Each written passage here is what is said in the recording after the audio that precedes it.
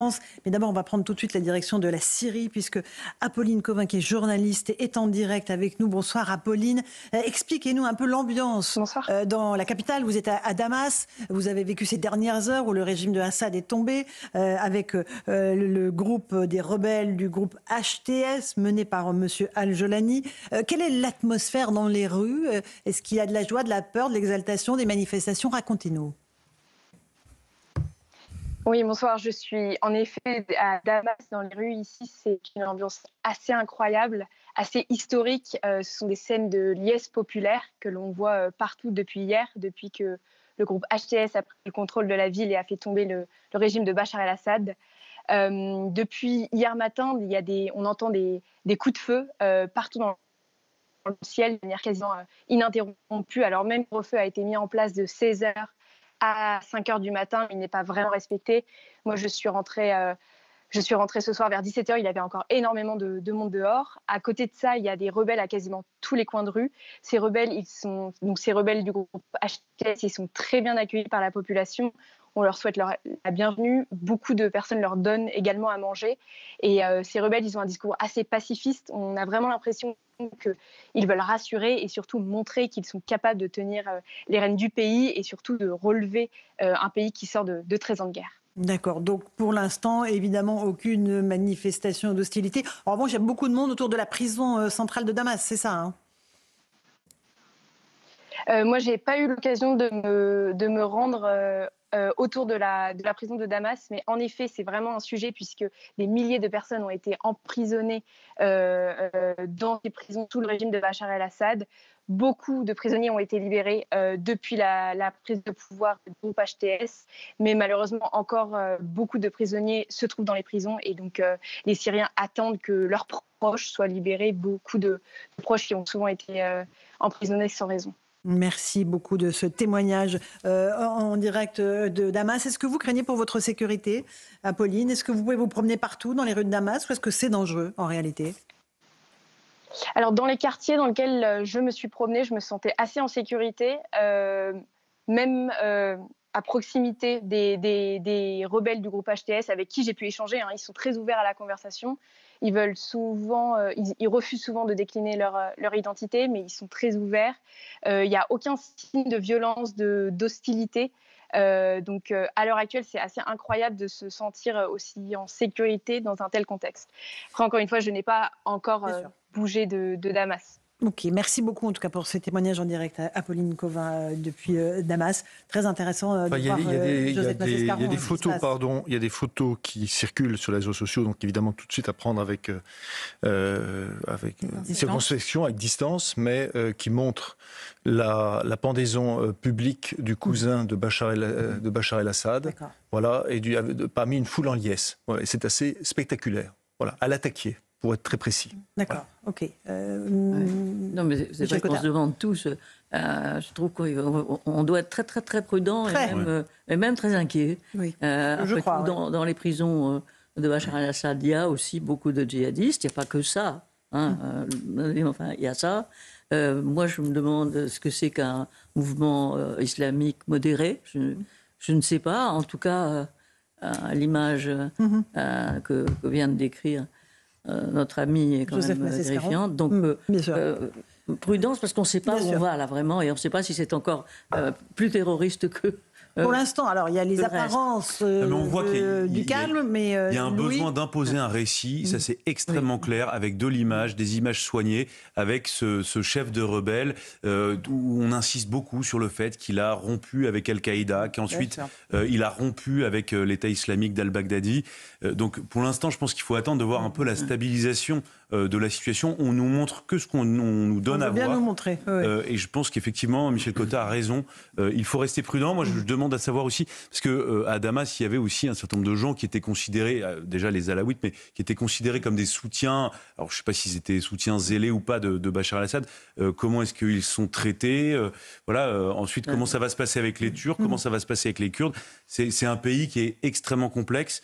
Donc, attendons quand même un quel tout petit impact peu. après pour la France? C'est aussi l'autre question. Est-ce qu'il peut y avoir un flux migratoire de Syriens qui Je rappelle qu'on n'a pas de relation diplomatique. Et on n'a pas de relation toujours pas de diplomatique, vous avez relation raison. diplomatique avec la Syrie. Laetitia Guinan. C'est vrai qu'il y a tout un récit et probablement qu'il y a des gages aussi. Giuliani n'aurait pas pu faire toute la manœuvre qu'il a faite sans avoir le soutien de la Turquie et que la Turquie ait donné des gages aussi aux États-Unis. Ça, évidemment. D'ailleurs, les États-Unis ont bombardé, mais des troupes de Daesh, enfin des bases de Daesh. Pas du tout. Elle a laissé faire et elle a dit effectivement, nous, on s'en lave les mains. Ça, c'est un peu la technique américaine. C'est soit on pousse un peu, ça a été le cas en Iran pour remplacer le Shah par Khomeini, etc., en Irak, enfin on va pas refaire la liste ici. Mais le problème, c'est que généralement, ça se finit mal. Peut-être pas dans un premier temps, parce que là, effectivement, il va sûrement tenir ce qu'il a, parce que d'abord, il doit consolider son pouvoir et lutter contre ces factions extrémistes. Là, il y aura toute une... Et donc, du coup, il va forcément devoir instaurer aussi un régime assez dur pour montrer aux autres que, précisément, ils sont en minorité et voir les écraser. Et puis, une grande perdante, probablement, ce seront les femmes, parce que là, on peut effectivement les mettre sous des burqas. Ça ne dérangera personne, ni les Occidentaux, ni les Occidentaux, ni les... Voilà. Parce que ces hommes-là, qui arrivent au pouvoir, Rachel Kahn, sont soi-disant des islamistes modérés qui veulent appliquer la charia.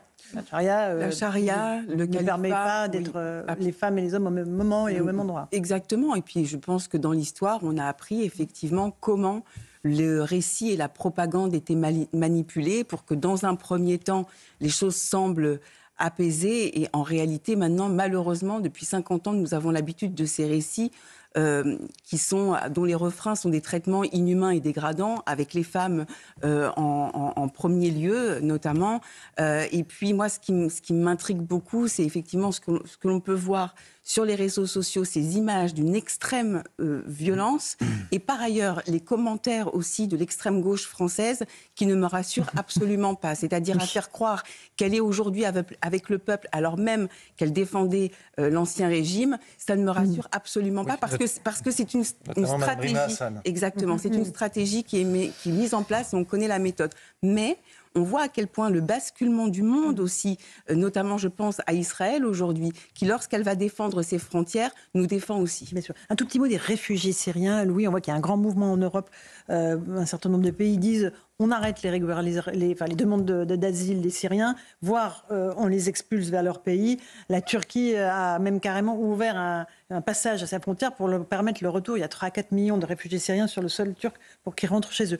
La France, on a combien de dossiers en cours, par exemple? On vient d'avoir un communiqué de l'OFPRA, l'Office français pour la protection des réfugiés et des apatrides. Donc on a des chiffres un peu précis. Donc 4465 demandes d'asile ont été introduites à l'OFPRA en 2023 et environ 2500 depuis le début de l'année 2024. Aujourd'hui, environ 700 demandes, mineurs inclus, sont toujours en cours de traitement à l'Office, donc à l'OFPRA. Donc il faut retenir ce chiffre. 700 demandes qui sont encore en cours. On vous avait donné le chiffre de 450, donc c'est un chiffre un peu plus important si on inclut les mineurs. Dans ça reste peanuts. Ça reste peanuts. Éric Revel. C'était avant que Abou Mohamed Al-Joulani prenne le pouvoir par la force. Ça, c'est des chiffres qui sont antérieurs à la chute de Bachar. Bien sûr. Donc, mais là, le sujet est plus européen. Vous avez l'Autriche, l'Allemagne, la Suède, la Norvège, le Danemark et un certain nombre de pays qui prennent des mesures de restriction. L'Allemagne, c'est tout à fait compréhensible parce qu'ils ont accueilli énormément de Syriens. C'est le pays qui en a le plus accueilli en 2015. D'autres pays aussi en ont accueilli beaucoup. La Suède en avait accueilli beaucoup. Et donc, ce qu'ils veulent, c'est éviter de créer un appel d'air. Et donc essayer de créer un blocage. On parlait de prudence. Moi, j'ai trouvé le témoignage tout à l'heure d'Apolline depuis Damas très courageux. Parce qu'elle aussi, j'imagine, elle doit être prudente dans ses déclarations publiques. Je ne dis pas que ce qu'elle nous explique n'est pas ce qu'elle voit. Je ne suis pas sur place, donc évidemment, son témoignage fait foi, mais vous imaginez, vous êtes à Damas, vous ne savez pas ce qui va se passer. Je rappelle quand même juste, parce que je regardais, que Hayat Tahrir al-Sham, donc le fameux groupement de M. Abou Mohamed Al-Joulani... Ah oui, c'est ça, c'est HTS, c'est ça? Oui, c'est ça. C'est ça, l'acronyme HTS? Hayat Tahrir al-Sham. Tahrir al-Sham, okay. Je regardais quand même, sur sa fiche officielle, c'est quand même l'idéologie, c'est islamiste sunnite salafiste. Et parmi les buts, les objectifs, c'est écrit, c'est d'instaurer un État islamique régi par la charia. Oui, c'est un grand opportuniste. Régi par la charia. Ce qui doit nous rassurer, c'est qu'en fait, son but, c'est effectivement, c'est un grand opportuniste, Giuliani. Il a fait commerce avec l'un, avec l'autre pour arriver au pouvoir, et maintenant, il doit s'y maintenir. Et une des grandes promesses aussi qu'il doit assurer aux Syriens qui sont à 80% en dessous du seuil de pauvreté, c'est de rétablir un semblant quand même de prospérité. Enfin, disons que d'aller dans ce chemin-là. Donc, il a besoin aussi de l'aide, et forcément des Occidentaux. Il a besoin de commercer, d'autant plus qu'il va devoir arrêter, pour faire plaisir à l'Arabie Saoudite, le trafic de Captagon, qui était une des grandes ressources du régime basse. Et donc, voilà, il a des gros enjeux. Il a des gros enjeux devant lui. Et je reviens au fait que, dans un premier temps, je pense que ce sont les femmes qui vont être les premières sacrifiées. Mais il va devoir tenir, s'il y arrive, il va devoir tenir son pays pour, en tout cas, assurer que les Occidentaux lui fichent la paix. Michel Cotta. Pas encore aux gros enjeux économiques du futur régime syrien. Ils sont tout de suite, parce qu'il faut quand même, ce qu'il est, ce qu'il représente et ce qu'il représentera assez vite. On verra, on jugera peut-être, mais je trouve que les défis industriels, etc., de la Syrie sont sans doute secondaires par rapport simplement au fait qu'il s'installe. Et qui s'installe dans la communauté internationale d'une manière crédible. Parce que pour le moment, c'est vrai que c'est un récit. Et là, ils ont une capitale, un État. Non, mais parce tout le monde parlait de l'État islamique il y a encore quelques années. Et là, peut-être que pour la première fois, vous avez un calife qui dispose de Damas, une capitale, alors d'un pays qui est complètement explosé, plus que la capitale, c'est le lieu. Plus que la capitale, c'est le lieu. Je connais bien Damas. Il a fait son discours de la mosquée. De la grande mosquée, qui est la mosquée des Omeyyades. Et ça, c'est quelque chose qui symboliquement très belle mosquée. Ça, c'est quelque chose qui a du sens. Qui a du sens. Ça veut dire que tous ceux d'ailleurs qui nous disent il n'y a pas de danger, circuler, il n'y a rien à voir, dont pas simplement d'ailleurs Alexandre, mais aussi Monsieur de Villepin, enfin voilà, plein d'autres. Tous ceux qui nous disent, bien sûr, il n'y a pas de problème, ça va être local. Ça va être national, donc ça va être circoncis. Donc vous ne craignez rien.